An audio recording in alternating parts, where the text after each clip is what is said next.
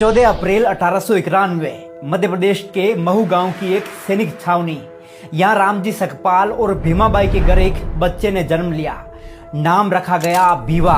लेकिन भीवा का बचपन संघर्षों से भरा रहा। सिर्फ 5 साल की उम्र में उनकी मां का साया उनके सर से उठ गया। इसके बाद उनकी बुआ ने उनकी परवरिश की जिम्मेदारी संभाली। 1894 में पिता रामजी सकपाल आर्मी से रिटायर्ड होकर सतारा आ गए। यहाँ भीवा को प्रताप सिंह हाई स्कूल में दाखिला दिला दिया गया। पर स्कूल क्या था, एक मैदान था सामाजिक भेदभाव का। बच्चों से अलग बिठाया जाता, पानी तक नहीं पीने दिया जाता। पर उस बच्चे ने हार नहीं मानी। जातिगत शोषण को सहते हुए 4वीं कक्षा पास कर डाली। 1897 में पिता बॉम्बे चले गए और कुछ साल बाद भीवा को भी बुला लिया गया। अब दाखिला हुआ एल्फिंस्टीन हाई स्कूल में, एक ऐसा स्कूल जहां दाखिला लेने वाले वो पहले अछूत थे। शिक्षकों की उपेक्षा, सामाजिक तिरस्कार, फिर भी 1907 में भीवा ने मैट्रिक्स पास कर डाली। इसी दौरान 1906 में विवाह हुआ रमाबाई से और फिर 1912 में बॉम्बे यूनिवर्सिटी से इकोनॉमिक्स और पॉलिटिकल साइंस में बीए किया, वो भी टॉप रैंक से। ये उपलब्धि देखकर बड़ौदा के महाराजा सयाजीराव गायकवाड़ स्तब्ध रह गए। वो इतने प्रभावित हुए कि 1913 में बाबा साहिब को एक शर्त पर न्यूयॉर्क के कोलंबिया यूनिवर्सिटी में एमए और पीएचडी करने भेज दिया गया।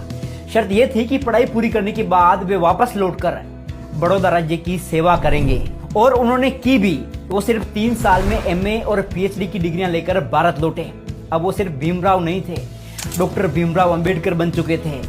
महाराजा से किए वादे के अनुसार नौकरी की, पर भेदभाव पीछा नहीं छोड़ रहा था।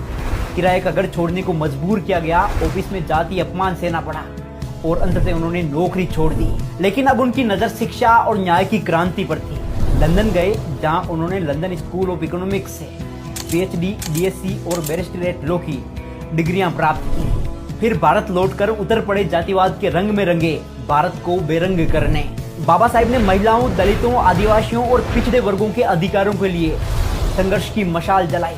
वो आवाज बन गए आशा और अधिकार की।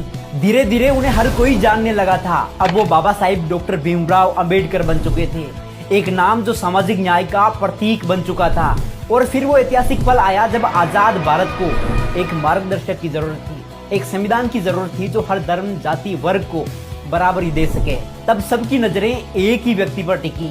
बाबा साहिब को भारत का संविधान निर्माता नियुक्त किया गया। उन्होंने ये जिम्मेदारी दिल से निभाई।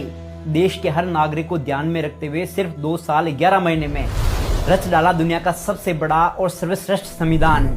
आज वो सिर्फ इतिहास का हिस्सा नहीं है, वो प्रेरणा है, विचार है, क्रांति की आवाज है। ऐसी महान शख्सियत, champion of social justice, Bharat Ratna Baba Sahib doctor Ambedkar को शत शत नमन।